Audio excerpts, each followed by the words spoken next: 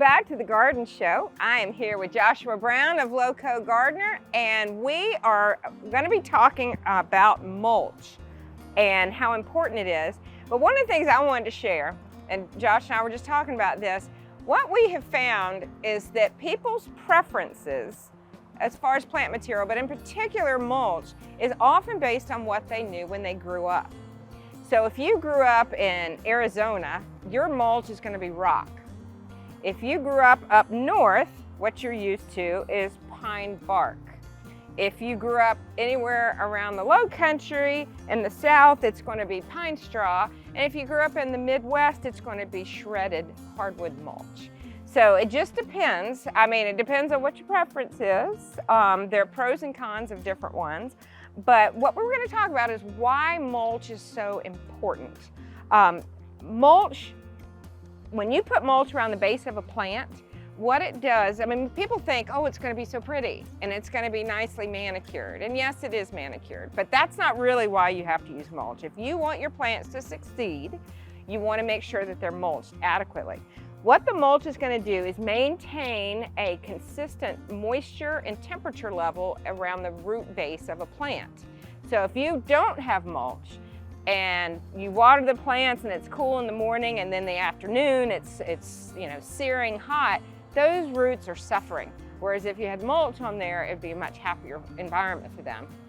The other reason that's very important for the purpose of maintenance is for weed control. If you are going to have weed seeds germinate, they need to have soil and they need to have light. And if you have mulch, you're separating the two, and so it really cuts down on your weed competition. And then the third reason, of course, it makes it look so pretty. If you have really, I mean, think about when you have a new landscape installation, you put all the plants out, you put that final coat of mulch, oh. Yeah, it ties it all in together. I mean, like we were talking about earlier, I mean, there is beauty in the functionality of the mulch. Absolutely. There is a purpose for the mulch, and then one of those purposes is that it ties it all in at the very end of your project. And what you pointed out, which is very true, is the mulch also, it's an organic product.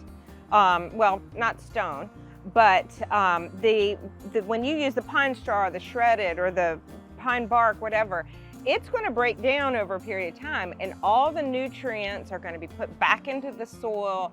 It's just part of, like, if you were to go into an uninhabited forest, nature mulches herself. I mean, that's all that thick stuff on the floor is for the purpose of all that plant material. So we're just creating it in the landscape. So tell me a little bit about LowCo Gardeners and what it is that you're offering for mulch. Yeah, so right now we have a couple different products that you can get. We always try to make sure we have some good pine straw in stock for you. And then also we have a couple of different blends of mulch. We have, right now we're carrying a blended cypress or a shredded cypress blend. We do have black, brown, and then we have, like I said, the pine straw as well. And that's the other thing, going back to like black and brown, it just depends on your personal preference. Different ones have pros and cons. Some break down more quickly than others. Like one of the complaints sometimes about pine straw is it breaks down pretty quickly, but the positive thing about that is if it takes you, say, 50 pine bales to completely cover your yard, and all of a sudden you're getting ready to have a party, you could take maybe 5 to 10 max and just lightly top dress, and it would look like you just put it out. Yeah, that's very, very true. I do it at my house all the time. Is whenever I'm having company come over and I have pine straw on my beds, yeah, I just grab a couple bales and it fluffs it right back up. And and then over time, again, like we've been talking about, is that it's going to break down and provide good nutrients to the soil. Absolutely, and put the aeration. I mean, it's just, there's no negative to it. And also, the other good thing about pine straw is it doesn't float. Now, we don't have a lot of hills here, so that's not much of a big deal, but a lot of the other mulches, if you are in an area that gets a lot of erosion or whatever, then you want to think about what it is, what's going to be the best mulch for that option. And the other thing to think about is the scope and size of the plant material you're using.